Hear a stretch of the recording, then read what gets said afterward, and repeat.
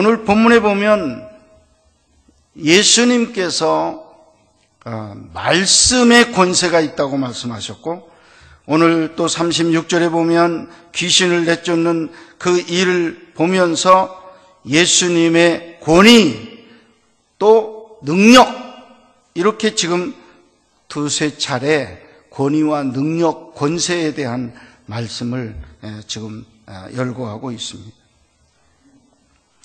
본문에 나타난 기적, 즉 귀신 들린 사람에게서 예수님께서 명하여 그 귀신을 뽑아내는 그런 기적을 우리가 보면서 예수님은 큰 능력, 권세를 가지셨다는 것을 우리가 알 수가 있습니다. 예수님 권세는 가르치심에서 나타나 있습니다. 오늘 본문 말씀에 보면 예수님께서 가버나움 회당에서 말씀하실 때 모든 유대인들이 깜짝 놀랄 정도로 그 말씀에 권세가 있었다, 이렇게 소개하고 있습니다. 또 능력 있는 말씀, 그 말씀에 놀랐던 것입니다. 또 한 가지, 이어서 내려오는 그 예수님의 힘, 단 한마디의 말씀에 귀신이 쫓겨나가는 것을 보고 또 놀랐습니다.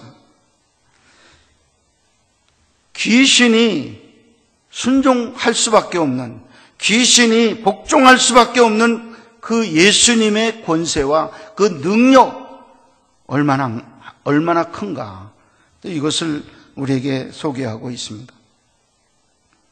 경건의 모양은 있으나 그 능력은 상실된 오늘입니다. 우리는 외치는 자가 많은 설교의 홍수 속에 살고 있습니다. 라디오를 틀어도 설교가 나오고 TV를 틀어도 설교가 나오고 있습니다. 수백 개의 설교가 쏟아지고 있고, 우리는 그걸 전문적으로 듣지는 않지만 오고 가면서 또 설교를 듣고 있습니다. 그러나 이 설교들로 인하여 내 영혼의 목마름이 해갈되고 내가 정말 생명수를 마신 것처럼 시원한 그런 말씀이 있었던가요? 참 생명수의 말씀을 들을 수가 없는 것이 또한 현실입니다. 우리는 누구의 말씀에 귀를 기울여야 될까? 어떻게 귀를 기울이는 것이 내가 이 영적인 이 고갈 속에서 해결함을 받는 방법일까? 은혜 속에서 내가 살아갈 수 있을까? 여러분, 오늘 주시는 말씀을 통해서 지혜를 얻는 이 시간이 될 수 있기를 주님의 이름으로 축원합니다. 주님의 권세는 말씀에서부터 나타났다고 오늘 소개하고 있습니다. 32절 말씀에 그들이 그 가르치심에 논란이 이는 그 말씀이 권위가 있음이러라, 이렇게 말씀하고 있습니다. 많은 유대인들이 서기관들의 이야기만 이제까지 들었습니다.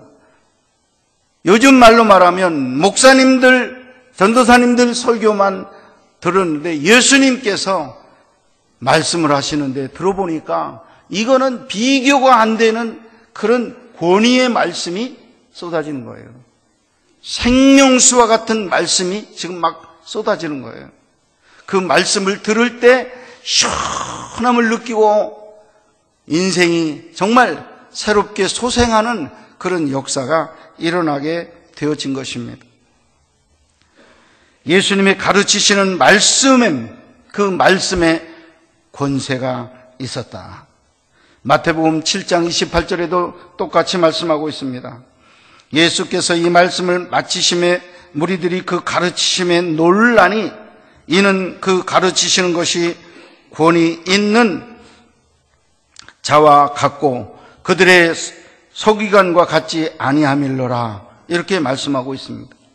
오늘 우리들 표현으로 말하자면 예수님의 설교, 예수님의 성경 공부 이 시간에 들어가 보니까 보통 목사님들의 성경 공부나 혹은 설교 시간과는 너무너무 차원이 틀린 그런 권위의 말씀이 있었더라, 이렇게 말씀하고 있는 것입니다. 이처럼 예수의 가르치심은 그 근본이 서기관들과 같지 아니하고 권세가 있었습니다. 핸드릭슨이라고 하는 성경학자는 예수님의 말씀에 권세가 있는 이유에 대해서 몇 가지를 연구해서 발표를 했습니다. 왜 예수님의 말씀에 그런 권세가 있었다고 그러는가? 첫째, 진리를 말하는 예수님이셨기 때문에 예수님의 말씀이 그렇게 권위가 있었다 하는 것입니다. 두 번째, 핸드릭스는 체계 있게 말하는 것 때문에 그렇다.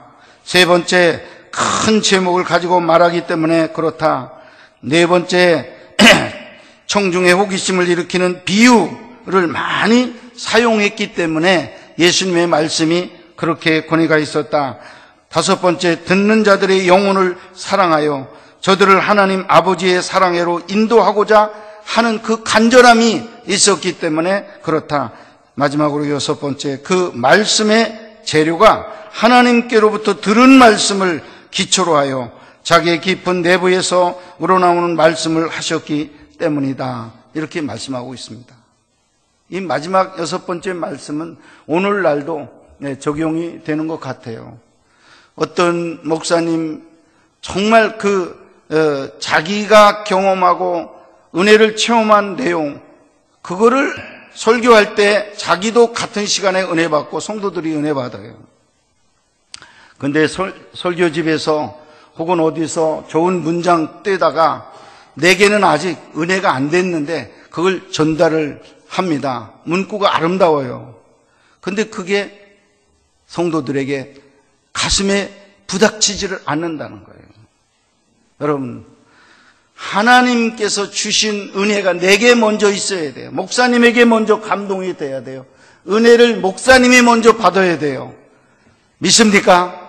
그럴 때 그 받은 은혜 속에서 간증하고 설교할 때 그게 또 다른 사람을 은혜롭게 하고 또 다른 사람에게 감동을 끼치는 말씀이 된다는 거예요. 우리 예수님은 하나님께 받은 말씀을 먼저 은혜 받고 그 말씀으로 전하셨다 하는 것입니다. 예수님은 항상 하나님의 목소리로 영원한 진리를 말씀하셨습니다. 그러기에 그의 말씀을 듣는 자들은 하늘에서부터 흘러나오는 신비한 음성을 듣고 기뻤을 것입니다. 예수님의 가르치시는 말씀은 살아있는 능력의 말씀이기에 듣는 자마다 영원한 생명을 얻을 수 있는 것입니다.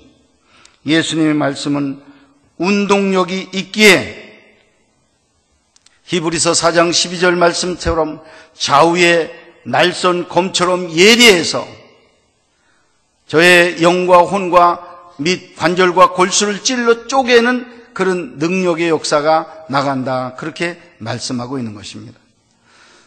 제가 하나님의 진리의 말씀을 선포하고 여러분들이 그 말씀을 사람의 말로 받지 아니하고 하나님의 말씀으로 여러분들이 이 시간 받고 있다면 여러분들은 지금 내 영과 혼과 몸에 수술이 일어나고 있을 줄 믿습니다.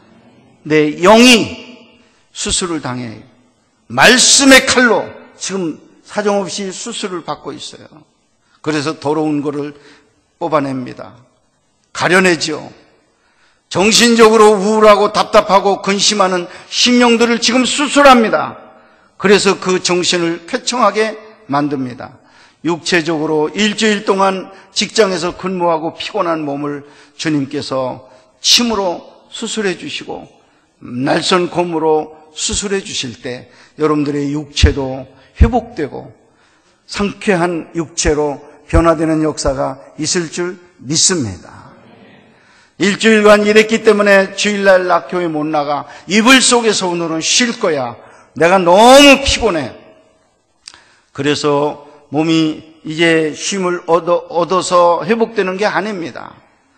그 월요일날 출근하려고 들면 더 무거워요. 더 힘들어. 그러나 여러분들이 그 이불 속을 떨쳐버리고 주일날 나오셔서 하나님 앞에 엎드려 예배드리고 찬송하고 말씀의 수술을 여러분들이 받으신다면 정신과 육체가 깨끗하게 회복이 되고 안식을 얻는 역사가 있게 될 줄로 믿습니다. 참 쉼은 예배를 통해서 오는 거예요. 정말로 여러분들이 쉬고 싶습니까? 예배 시간에 쉬는 거예요. 내 영혼의 평안함을 얻으며 회복하는 이 귀한 시간, 정말 보이지 않는 성령의 검이 지금 역사를 하고 있다는 걸 여러분 꼭 기억하시기를 바랍니다. 말씀의 권위, 말씀의 권세가 있었더라. 우리는 세상 얘기하는데 너무 지금 귀가 쏠려 있어요. 집중하세요. 하나님의 말씀이 어디에 있는가? 진리의 말씀이 지금 어디로부터 나오는가? 그 말씀이 여러분들을 해갈시켜 주실 줄 믿습니다. 두 번째, 예수님의 이름의 권세, 예수님의 권세에 대한 말씀을 잠깐 드리겠습니다. 예수님 이름의 권세가 있습니다. 말씀에도 있지만은 예수님 자체가 권세 있는 분이십니다. 첫째, 자연계도 정복하는 권세가 있습니다. 마태복음 8장 27절에 보면 그 사람들이 놀랍게 여겨 이르되 이가 어떠한 사람이기에 바람과 바다도 순종하는가 하더라. 이렇게 말씀하고 있습니다. 예수님께서 제자들과 함께 갈릴리 바다를 배를 타고 건너가실 때 갑자기 풍랑이 크게 일었습니다. 배가 그 파도에 지금 파묻혀버릴 지경입니다. 물이 들어왔습니다. 제자들이 예수님을 깨웠습니다. 일어나신 예수님께서 그 파도를 향해서, 바람을 향해서 명령을 하십니다. 바람아, 잔잔하라 말씀했습니다. 즉각적으로 거칠었던 바람이 잔잔하게 되었습니다. 파도야, 잔잔하라 명령하실 때 집체 같은 파도가 밀려오다가 잔잔하는 그런 물결로 바뀌어졌다. 이런 말씀입니다. 여러분, 자연이 예수님이 누구이기에 그 말에 순종했습니까? 예, 자연으로 보면 예수님은 자기를 만드신 자, 창조주예요. 창조주께서 피조물을 다스릴 수 있다는 거 믿으시기를 바랍니다. 사랑하는 여러분, 이 말씀을 우리가 좀 우리 삶에 적용해 보십시다. 우리 개인의 가정, 우리 개인의 직장, 이거 보면 풍랑이 얼마나 많은지 몰라요. 얼마나 많은 풍랑이 우리 집으로 몰려오고 나에게로 몰려오는지 겁이 나요. 이 풍랑, 이 바람이 언제나 잦아들지 알 수 없는 이런 일을 우리가 당하고 있습니다. 사탄이 역사한다고 말을 하기도 합니다. 여러분, 이 권세들 앞에 여러분들이 예수님의 이름의 권세가 필요합니다. 예수님의 권세 나타나면 여러분 가정의 모든 시험이 가라앉게 될 줄 믿습니다. 모든 풍랑이 잔잔하게 되어질 줄 믿습니다. 여러분들이 믿으셔야 되고 그 권세를 달라고 기도하셔서 끊임없이 예수의 이름으로 명령하고 외칠 때 놀라운 역사가, 기적 같은 역사가 내 가정 안에, 내 직장 안에 일어나게 될 줄로 믿습니다. 자연계만 순종한 게 아니라 영적인 세계, 영계에도 이런 순종이 있었습니다. 마가복음 1장 25절 26절에 보면 예수께서 꾸짖어 이르시되 잠잠하고 그 사람에게서 나오라 하시니 더러운 귀신이 그 사람에게 경련을 일으키고 큰 소리를 지르며 나오는지라. 오늘 말씀과 비슷한 말씀이 있습니다. 또 예수님께서 40일 금식하시고 광야에서 마귀에게 시험을 받으셨습니다. 그때 주님께서 마지막으로 사탄아 물러가라 기록되었으되 주 너의 하나님께 경배하고 다만 그를 섬기라 하였느니라. 이에 마귀는 떠나고 이렇게 기록되어 있습니다. 영계 역시 하나님께서 창조하셨기 때문에 그에게 순종해야 하는 것입니다. 골로새서 1장 16절로 17절 이렇게 기록되어 있습니다. 만물이 그에게서 창조되되 하늘과 땅에서 보이는 것들과 보이지 않는 것들과 혹은 왕권들이나 주권들이나 통치자들이나 권세들이나 만물이 다 그로 말미암고 그를 위하여 창조되었고 또한 그가 만물보다 먼저 계시고 만물이 그 안에 함께 섰느니라. 아멘 하세요. 여기 보면 이 세상에 만물이 다 그로부터 만들어졌다, 창조되었다라고 말합니다. 보이는 것, 이 세상에 보이는 것, 저와 여러분 보이죠? 이 산들, 나무들, 마이크, 이 세상의 모든 이 건축물들 다 보이는 거예요. 이 보이는 모든 것들 하나님께서 창조하신 줄 믿습니다. 하나님이 창조하셨어요. 창세기 1장에 말씀하고 있습니다. 모든 세계에 하나님이 창조하셨다고 말했어요. 그러면 보이지 않는 마귀, 사탄, 이 어둠의 영들, 이 영적인 세계에는 하나님께서 어떻게 하셨는가? 그것도 하나님께서 만드셨다는 거예요. 그래서 오늘 본문 말씀에 보면 보이는 것들과 보이지 않는 것들 혹은 왕권들, 주권들, 통치자들, 모든 권세들을 하나님께서 만들어서 우리에게 주셨다 한 것입니다. 여러분 조금 의심이 생길 수 있어요. 왜 사탄을 만드셨는가? 우리들에게 이렇게 유혹을 해서 넘어지게 하고 하나님과 멀어지게 하고 병들게 하고 못살게 굽는 이 사탄을 왜 만들어서 이렇게 우리가 고통을 당하는가? 여러분, 저도 그게 한때 의문이었었어요. 근데 제가 좀 깨닫는 날이 왔었습니다. 이제 이 세계에 지금 우리들과 함께 있는 이 악한 영들은요, 기한이 있습니다. 예수님 재림하면 예수님께서 묶어서 무조갱으로 던져버리고 잠궈버린다고 그랬어요. 못 나오게. 그때는 끝인데 지금은 활동하게 잠시 허락을 했어요. 사탄. 근데 이 허락한 일 때문에 여러분과 저가 죽고 망하는 건 아니에요. 바다에서 양어장에서 고기를 길러가지고 고기차에다가 싣고 3일 동안 닷새 동안 장소를 옮겨서 그 양어장의 고기를 옮기는 일에 있어서요, 아무 경각심을 일으키는 어떤 고기를 함께 넣지 않으면 편안해서요 하루 이틀 지나다가 이게 다 죽는데요. 목적지에 도착하기 전에 다 죽는데, 그런데 거기에 이 다른 종류의 그 괴롭히는 고기를 함께 넣으면 그게 물고 뜯고 쫓아다니고 하기 때문에 일주일 닷새를 그냥 피하느라고 정신이 없어가지고, 그래서 건강을 유지해가지고 목적지에 도착해도 생동생동한 고기로 도착을 한다는 그런 얘기를 제가 들었어요. 우리 하나님께서 우리들을 죽이려고 이 사탄을 지금 함께 두는 게 아니구나. 제한적이지만은 우리들의 영혼을 늘 깨우게 하고 기도하게 하고 살리려고 하나님께서 하시는 일인 것을 제가 깨닫게 됐습니다. 여러분, 어쨌든 우리 하나님은 자연계 다스리시고 영적인 세계 다스리셔요. 왜? 그가 만드셨기 때문에. 만든 사람이 피조물을 다스리는 거예요. 나가라, 들어와라, 그만해라, 이제 스톱 하실 수 있어요. 그리고 그 피조물은 순종할 수밖에 없다는 걸 믿으시기를 바랍니다.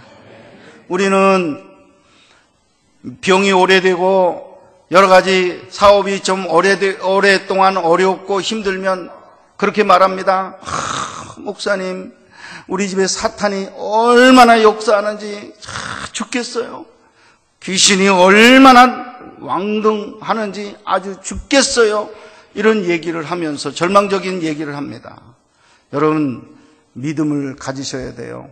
그 사탄을 조종하고 내쫓을 수 있는 더 큰 능력의 예수님 내 곁에 있는데 여러분들이 그거는 안 보는 거예요. 무시하는 거예요. 그 능력을 무시하고 사탄의 능력만 어마어마하게 크게 여러분들이 찬송하고 그 능력만 위대하게 보이면 여러분 망해요. 여러분, 주님의 능력이 사탄의 능력보다 1000배 만배 더 큰 것으로 믿고 의지하고 늘 주의 예수의 이름으로 사탄을 명령하는 여러분들 될 수 있기를 바랍니다. 사탄은 크다고 하지만 예수님과 하나님에게 비교할 수가 없어요. 만드신 분보다 더 클 수가 없어요.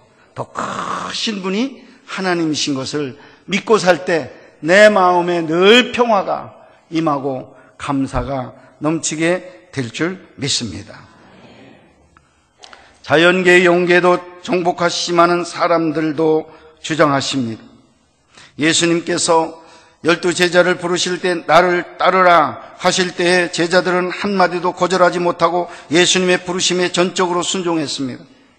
그물을 저 깊은 데로 가서 던지라 말씀하셨을 때 그 명령대로 순종했습니다. 말씀의 권위에 절대적으로 순종하는 자세야말로 성도의 바른 모습입니다.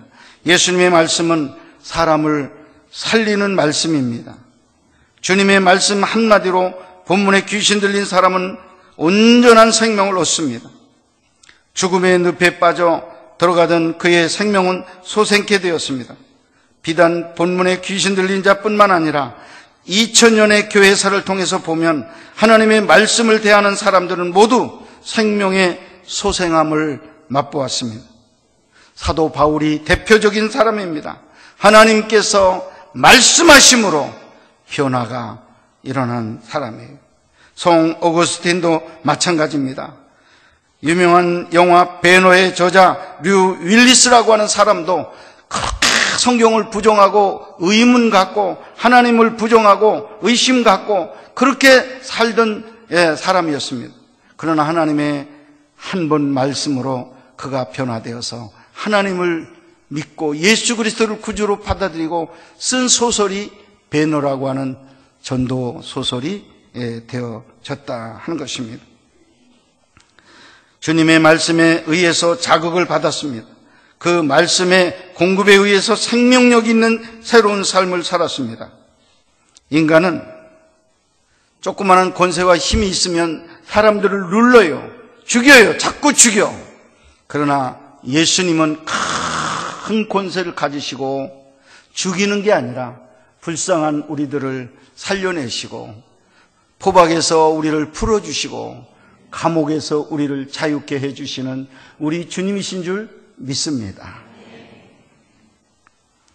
당신의 이 말씀, 그 말씀이 우리를 살리고 있는 거 믿으시기를 바랍니다.